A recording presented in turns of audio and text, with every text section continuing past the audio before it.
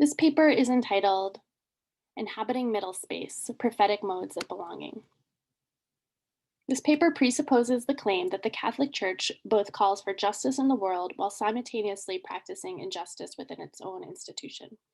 While many perceive there to be multiple unjust practices and theological assertions within Catholicism, this paper focuses on the claim that gender inequality exists within the institutional Catholic Church.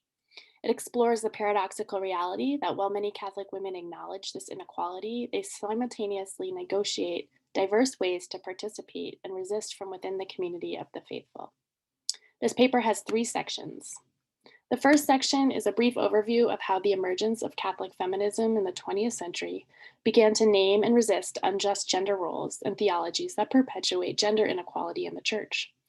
The second section looks at the concepts that have attempted to describe the phenomenon of women inhabiting a middle safe space of feeling both insider and outsider within one's religious tradition.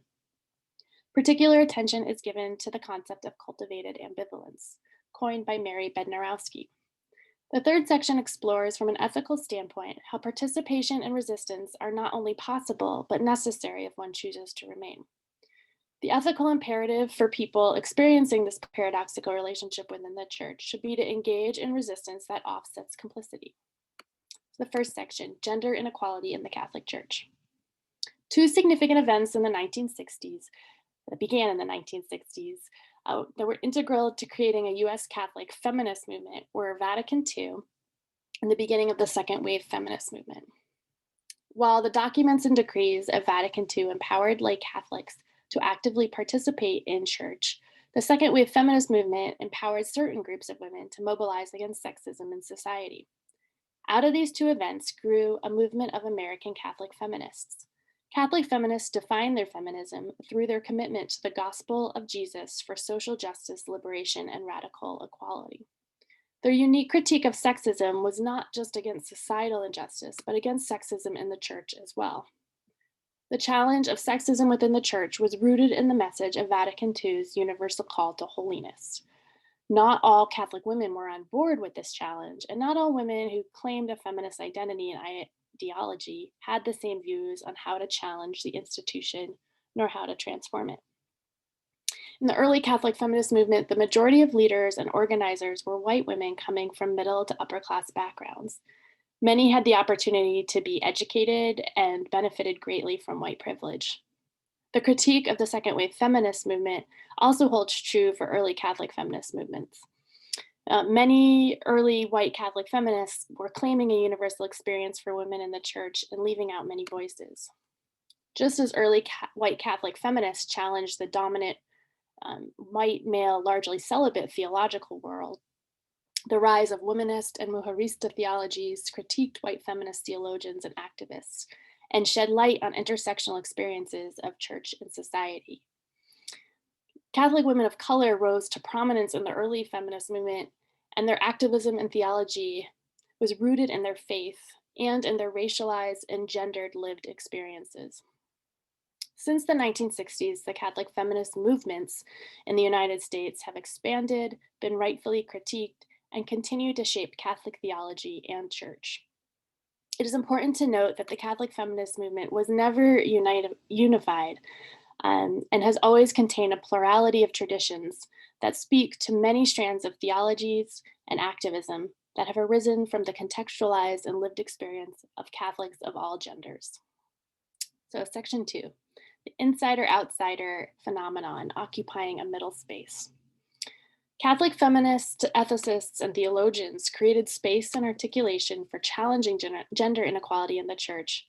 But many women beyond just activists and theologians also acknowledge and struggle with the ongoing existence of gender inequality in the church and choose to remain Catholic.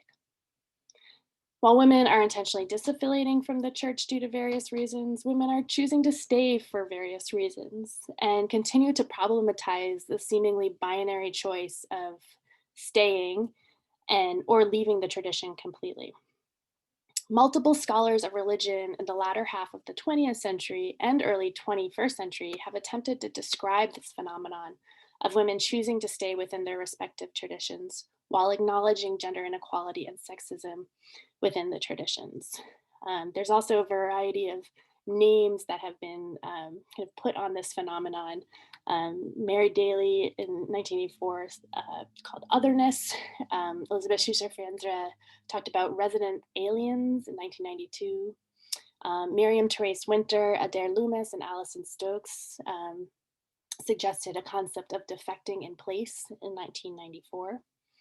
Um, and I'll talk more about this in a little bit, but Mary Bednarowski in 1999 coined the term cultivated ambivalence for this space. So this is not an exhausted list, but an attempt to reveal that this phenomenon of navigating identity, belief, and tradition is not unique to 20th century American Christian women. I have no doubt that throughout the history of Christianity, many of the faithful have experienced a tension of feeling they both belonged or alienated, belong and are feeling alienated from the community for one reason or another. Nor is this an articulated experience unique to Christianity. In the discussion on Saturday, I'm happy to talk about this too. There's great research on interfaith dialogue and conversations on this middle space.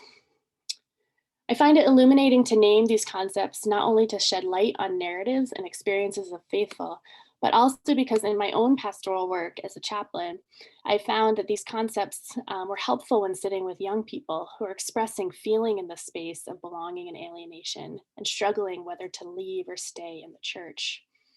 This negotiation takes work and support, and I have found these concepts a source of empowerment for myself, for peers, and students I've worked with to claim and name a spiritual location to remain within that is rich for a rich faith life. These concepts can empower those who, while wrestling with the injustices in the church, have this third option that does not make it an either or decision to stay or leave.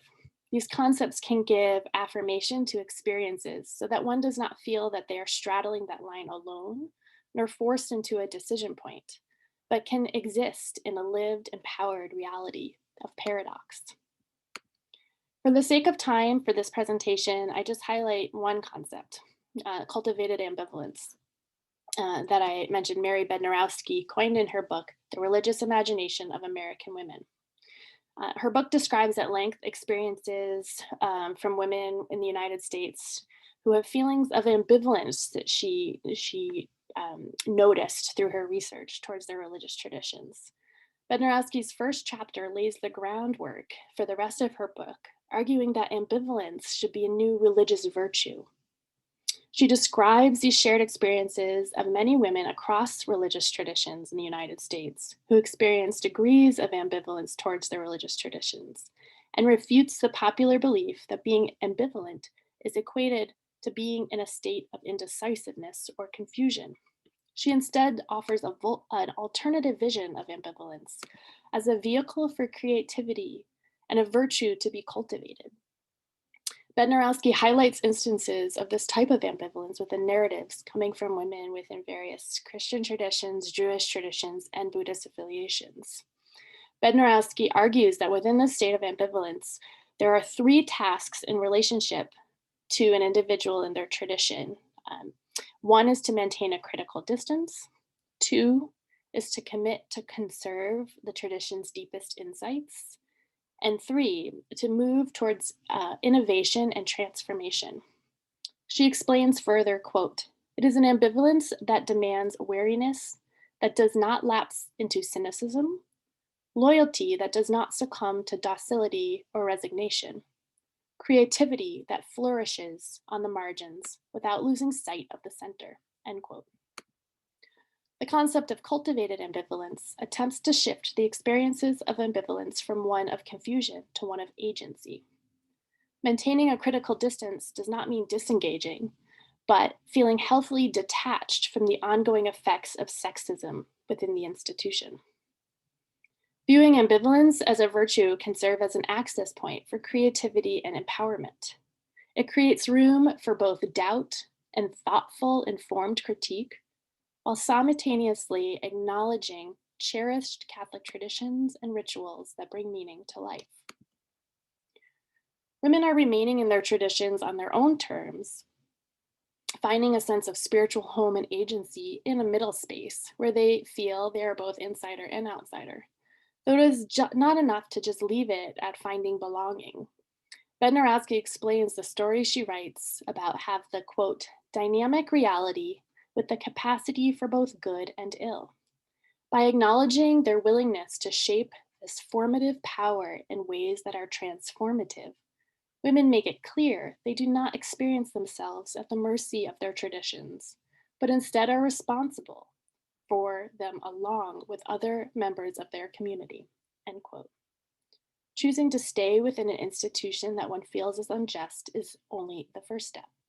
The next step is to think about one's responsibility to engage so as not to remain feeling alienated nor complicit. This brings us to the third section, remaining and resisting. A prophetic call.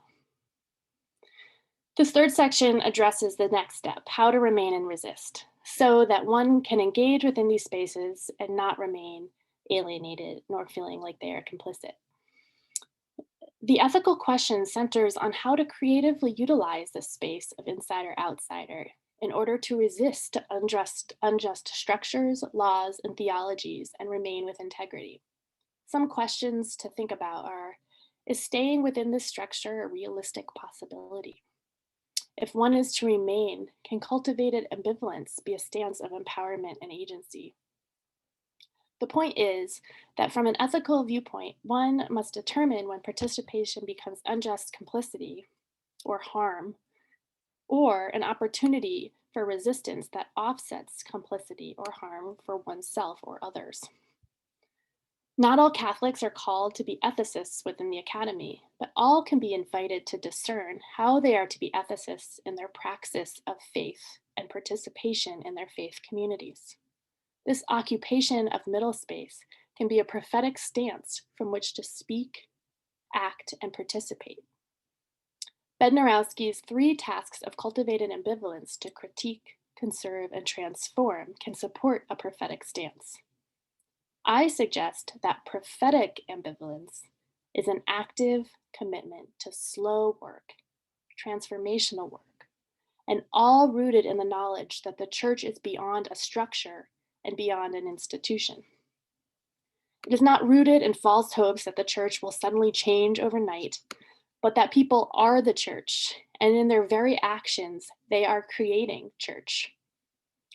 Bednarowski's 3 tasks of critique, conservation, and transformation can be turned into a framework, I suggest, for discernment questions from which to act out a prophetic mode of belonging.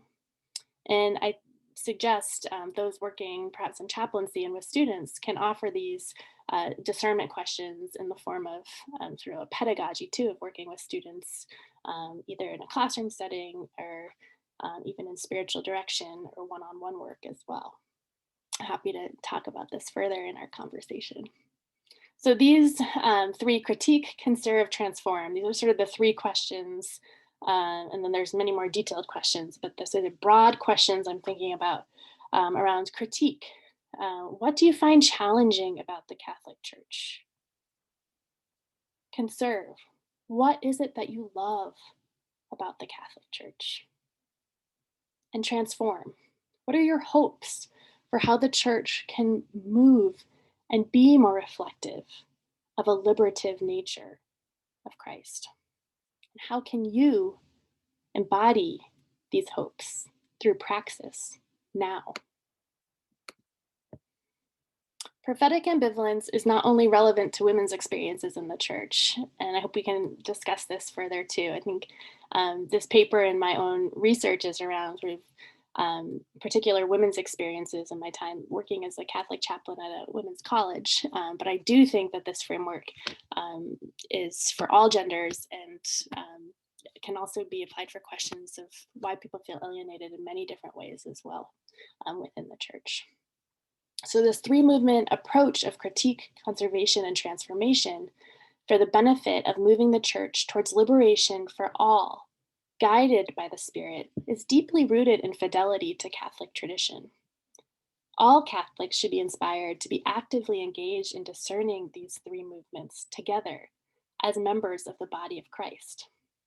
It is the prophetic call of each member of the body of Christ to be part of transforming the church and moving it towards a fuller sense of God's vision for justice in the world. Thank you.